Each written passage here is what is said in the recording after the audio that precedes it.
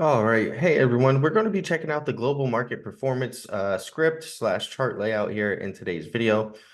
This is a pretty cool one, honestly. And this is something that a lot of people fail to realize is that, the global markets really can give you some very interesting perspective and clues and insights into the US stock market, right? And just overall investment sentiment, across the world, right? And it's not it's not a coincidence that many of these stocks, right, bottomed around the same time that the S&P 500 did. Now, this intermarket relationship chart, this compares the performance of the S&P 500 with various international stock market indices.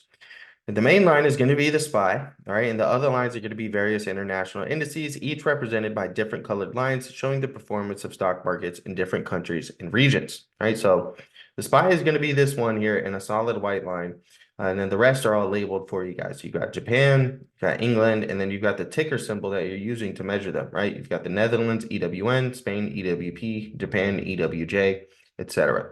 Okay. Now, investors use this chart to analyze the relative performance of the U.S. stock market against international markets. By comparing these indices, investors can identify regions that are outperforming or underperforming, helping make them informed decisions about global diversification and potential opportunities for investment. Tracking the correlation between SPY and international markets can also provide insights into global economic trends and market sentiment. Now, when it comes to correlation, this chart really helps identify how closely international markets move in relation to the US market. High correlation suggests interconnected global markets, while low correlation may indicate regional divergences. You can also do a performance comparison where you can spot international markets leading or lagging behind the US market, potentially identifying overvalued or undervalued regions. And it also helps with diversification because understanding these relationships aids in making decisions about global diversification, reducing risk by spreading investments across different geographic regions. So I like this one. Provides a nice little visual presentation of the performance of the U.S. market relative to international markets, helping investors identify these global trends, correlations, and potential investment opportunities. And, EWJ was really hot. Okay. Everyone was talking about the Japanese stock market. But what I want to show you guys is, there's some other ones, right? And we've got some that on a yearly basis, right? In the past 1 year, that is actually outperforming the U.S. stock market.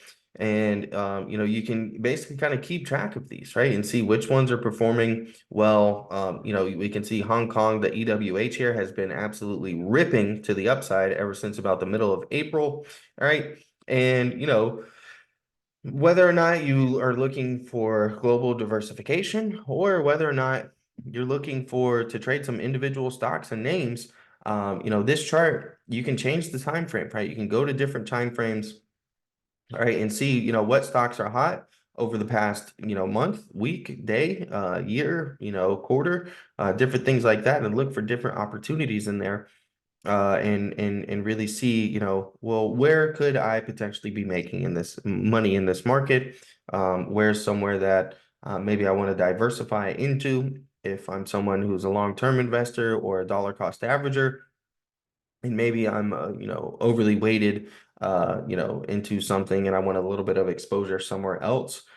This is a nice little chart here that can really help you guys out. And it looks, like a big old chart of spaghetti, but you can take some of these off and customize it a little bit if you want there as well. So thanks you guys for watching. I really appreciate it. If you enjoy this chart layout and you want this, it is included in the intermarket relationship chart layout package. There's also other packages in there as well, market breadth, market internals, and other things. I think you'll really enjoy those. And if you've already purchased those, thank you. And I'll see you in the next chart layout explanation video.